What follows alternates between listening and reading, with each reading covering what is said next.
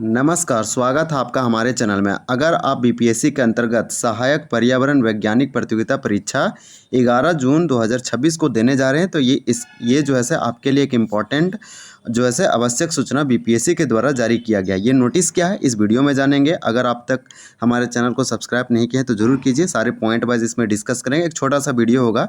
बिहार लोक सेवा आयोग यानी बीपीएससी के द्वारा विज्ञापन संख्या 88/2025 के अंतर्गत जो assistant environmentalist scientist competitive exam हो रहा है, उसके लिए उम्मीदवारों यानी कैंडिडेट के लिए एक इम्पॉर्टेंट जो है इंस्ट्रक्शन जारी किया है एग्ज़ाम से 2-3 दिन पहले।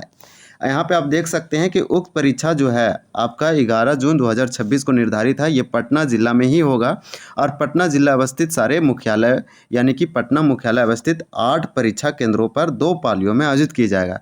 यानी आपका एग्ज़ाम 2 शिफ्ट में होने वाला है। आप देख रहे हैं शिफ्ट 1 और शिफ्ट 2 आपके यहाँ पे जो है से पेपर और सब्जेक्ट वाइज जो है निर्धारित है।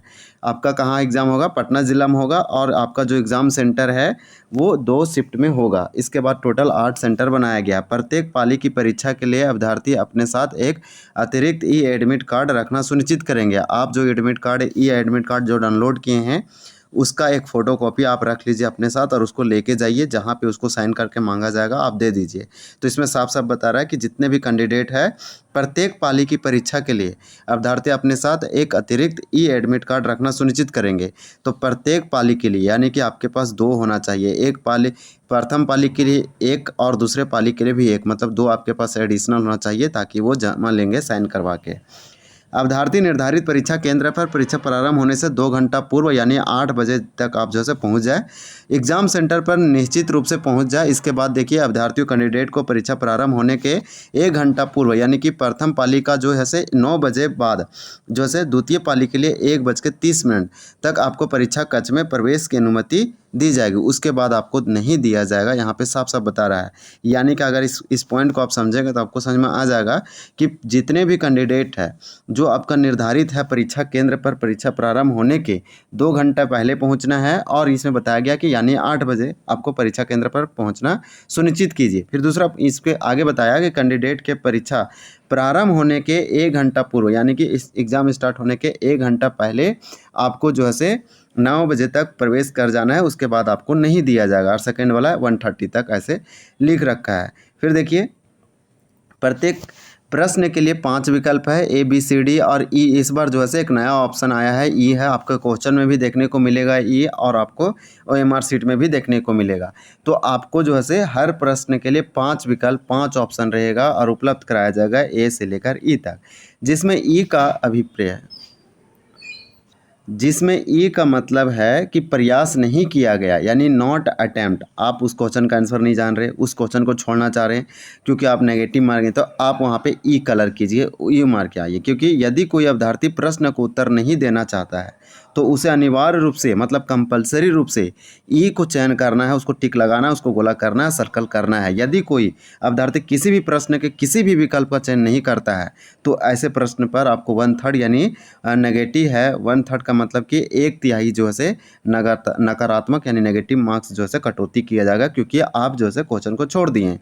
तो ये वाला आपको मालूम होना चाहिए। अभ्यर्थी परीक्षा समाप्ति के उपरांत ही परीक्षा कक्ष परिसर छोड़ेंगे। यानी कि जितने भी कैंडिडेट एग्जाम देने जा रहे हैं परीक्षा आपका समाप्त होगा तभी आप परीक्षा को छोड़ सकते हैं, हॉल को। ऐसा बताया गया 6 में देखिए परीक्षा केंद्र परिसर जहाँ परीक्षा होनी है वहाँ आप कैलकुलेटर मोबाइल गैजेट वगैरह कुछ भी मतलब कि इलेक्ट्रॉनिक गैजेट हो, मोबाइल हो, ब्लूटूथ हो या फिर WiFi gadget, electronic pen, pager, smart watch आदि इलेक्ट्रॉनिक सामग्री लेकर जाना एवं उपयोग वर्जित है, तो आपको तो प्रवेश नहीं दिया जाएगा। तो इस प्रकार से आप कुछ चीज़ों को नहीं लेके जाइए, अवॉइड कीजिए, क्यों आप पता क्या हो जाए।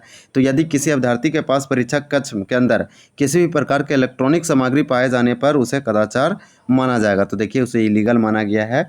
देखिए मार्कर, वाइट फ्लूइड और ब्लेड इरेजर के को परीक्षा कक्ष में ले जाना एकदम वर्जित है। कदाचार में लिप्त पाए जाने और परीक्षा कक्ष में इलेक्ट्रॉनिक सामग्री के साथ पाए जाने पर परीक्षार्थी को इस परीक्षा जो है सहित आगामी 5 वर्षों के लिए जो है एवं परीक्षा से संबंधित भ्रामक और सनसनीखेज अफवाह फैलाने की स्थिति में 3 वर्षों के लिए बिहार लोक सेवा आयोग की परीक्षाओं से वंचित किया जाएगा। तो आपके लिए एकदम निर्देश और कड़ा निर्देश है, इस बार पहले ही जारी कर दिया गया है आपका। हालांकि एडमिट कार्ड में भी सब अंकित होना चाहिए। उक्त परीक्षा में उम्मीदवारों को कदाचार में लिप्त पाए जाने पर बिहार लोक सेवा यानी कि बिहार लोक परीक्षा अनुचित साधन निवारण अधिनियम 2024 के तहत दंडात्मक कार्रवाई की जाएगी। अभ्यर्थी किसी भी तरह के भ्रामक और सनसनीखेज अफवाह पर ध्यान ना दे तथा उपयोग से संबंधित सूचना आयोग के आधिकारिक वेबसाइट पर देखें। तो देखिए, आपको जो है एकदम ऑथेंटिक और सही जानकारी के लिए लगातार आप रेगुलर विजिट करते रहिए इसके वेबसाइट पर, वहाँ देखते रहिए। ये 8 जून 2026 को बिहार लोक सेवा आयोग जो है उसके परीक्षा नियंत्रण के द्वारा ये जारी किया गया। तो आप समझ गए होंगे। एक चीज़ आप नोटिस किए हैं, अगर कोई इसे अफवाह फैलाता है, उस अफवाह फैलाने के अगर कोई और उसको फैलाता है तो उसे दंड दिया जाएगा। इसमें बता रहा है कि परीक्षा से संबंधित भ्रामक और सनसनीखेज अफवाह फैलाने की स्थिति में 3 वर्षों के लिए बिहार लोक सेवा आयोग की परीक्षाओं से वंचित किया जाएगा। तो ऐसे काम आप ना करें। उसके बाद आपके लिए सबसे इम्पोर्टेंट था एक पॉइंट नंबर 4, क्योंकि आपको मालूम होना चाहिए आप एग्ज़ाम देने जा रहे हैं। आपको पॉइंट नंबर 3 मालूम होना चाहिए और एग्ज़ाम का डेट तो आपके एडमिट कार्ड में दिया गया। तो चलिए, एक छोटा सा नोटिस था।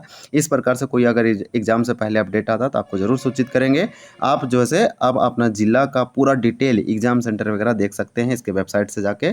पहले आपका एडमिट कार्ड आया होगा, आपका सेंटर मतलब कि किस डिस्ट्रिक्ट में वो तो बताया गया, अब कौन सा सेंटर है आपका एग्ज़ाम, कौन सा कॉलेज स्कूल में, वो सब इसमें बताया गया। तो चलिए वीडियो को एंड करते हैं। वीडियो अच्छा लगा तो हमारे चैनल को सब्सक्राइब करें। वीडियो देखने के लिए आपका बहुत बहुत धन्यवाद।